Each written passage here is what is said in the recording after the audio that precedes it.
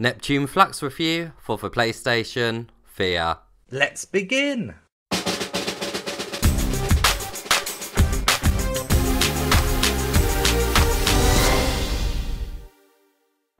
First up, let's take a look at the gameplay.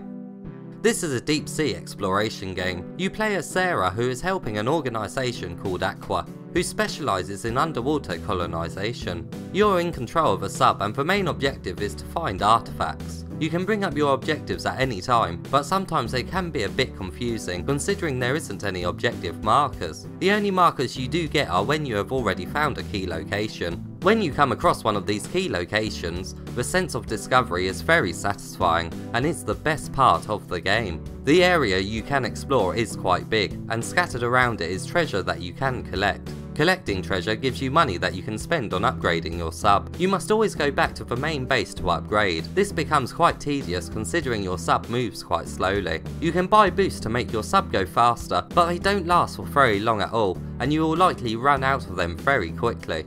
There is some puzzle solving, and the puzzles are not too difficult, but if you don't realise there's a puzzle to be solved in a certain area and move on, you could end up floating around the ocean in circles for a very long time. You eventually unlock an ability that allows you to see the past. Doing this can change objects in the world, but only key objects that will help you solve a puzzle. It would have been nice to see the environment change all around you too. You can die in the game if you stay outside an energy field for too long. You can upgrade your base's energy field, but to be honest, you don't really need to complete the game. If you do die, you lose some of your money and are taken back to the base.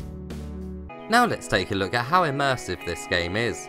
The interior of the sub is quite dark, and although the ocean should take centre stage, I think it would have been a bit more immersive seeing some textures around you, rather than darkness. You can see a few objects with decent textures, but it almost appears as if they are floating in the air. Not much sea life is found in the ocean, and a lot of the time, the area feels incredibly empty. More scenic variety would have encouraged a bit more exploration, and without it, it actually makes chunks of the game quite boring. When you use the ability to look into the past, the screen is filled with a white light and it is very bright. It actually hurt my eyes every time I turned it on. The brightness really should have been turned down, especially as most of the time you're looking at quite a dull colour palette. The music is very good for an exploration game. At times, it really was quite relaxing.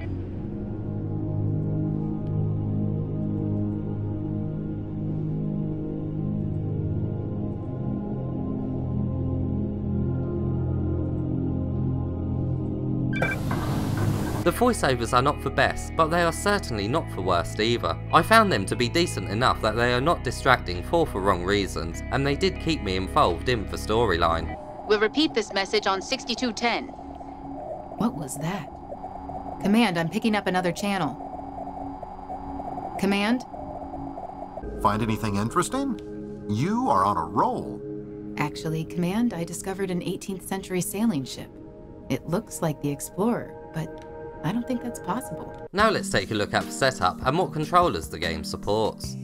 I played this game in a seated position just under 2 meters away from the camera. The head tracking was perfect and the game did not make me motion sick. I do feel that people who have not played VR for a long time though may start to feel a bit dizzy, as you do have to rotate the sub around quite a bit. This game is played with a DualShock controller.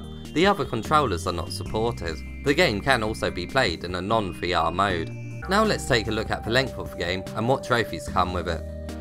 The game took me around an hour and a half to beat. However, I did have to use a walkthrough to find the last location. I could have potentially spent quite a lot of time searching for it in the large open area. But for me personally, I would have given up. Your sub travels very slowly and the task was quickly becoming very tedious.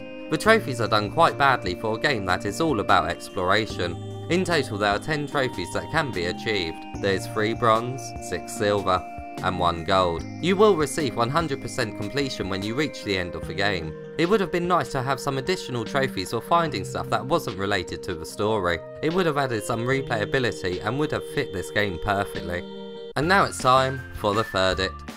This game is really only going to appeal to a certain type of audience. I really do enjoy the occasional exploration game, but the world is quite lacking. You do get a great sense of discovery when you find a new location, but the moments in between are quite dull, due to there not being a whole lot to look at. Adding some more sea life and sea vegetation would have made these trips a lot more fun. The build up to the conclusion is definitely the best bit. I was expecting something a bit more grand for the ending and was a bit disappointed. If you like exploration games, this will likely keep you amused for a while, but if you can't find one of the last key locations, the game becomes very tedious due to the speed of your sub. I do think most players would give up before seeing the ending.